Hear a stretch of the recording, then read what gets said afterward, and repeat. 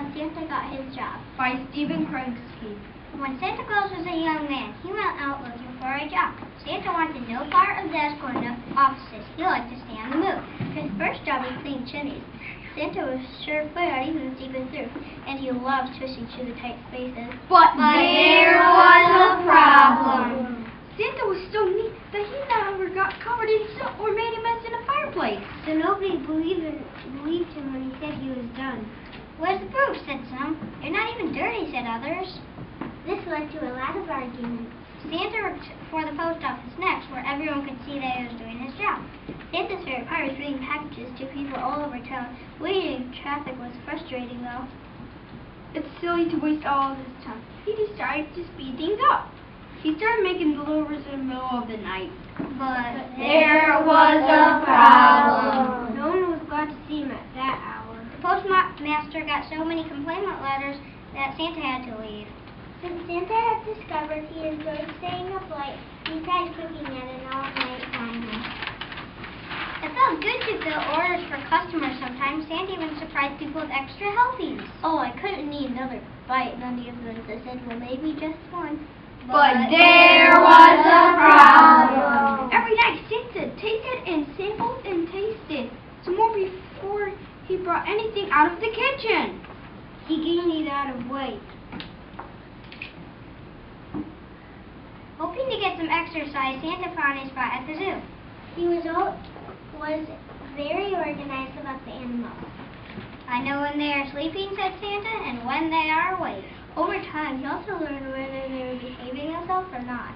But there was a problem. Santa became close friends with the reindeer, and all the other animals got jealous. Sadly, the zookeeper had to let him go. By now, Santa was starting to get discouraged. He didn't even notice that behind him the reindeer were flying in the air.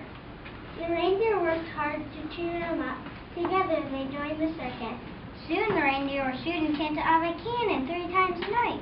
Santa liked flying through the air and wearing his new red and white costume. He was a big success. But there was a problem. The ringmaster wanted to build up the suspense. You need to look frightened, he told Santa. We want the crowd to worry about you. But Santa was having too much fun for that. Flip. Ho, ho, ho, he always cried as he flew through the air. So the crowd wasn't worried at all. The angry ringmaster soon fired Santa and reindeer. As they gathered their things, some else came looking for autographs. When they heard the news, they invited Santa and the reindeer home for supper. The elves lived way out of town. They were toy makers, and their house was their workshop. Santa was amazed. These children must love these toys, he said. The elves looked embarrassed. They only made toys for their own pleasure. Selling them was too much trouble. What if you give them away? Santa asked. The elves hadn't thought of that. I could deliver them for you, said Santa offered. There were enough toys here for children all over the world. The elves smiled and hired him on the spot. The elves made Santa a special sack that was always big enough no matter how many toys were put in it. They built him a sleigh. The polar bears offered to pull it. They were very strong and whipped Santa right across the snow.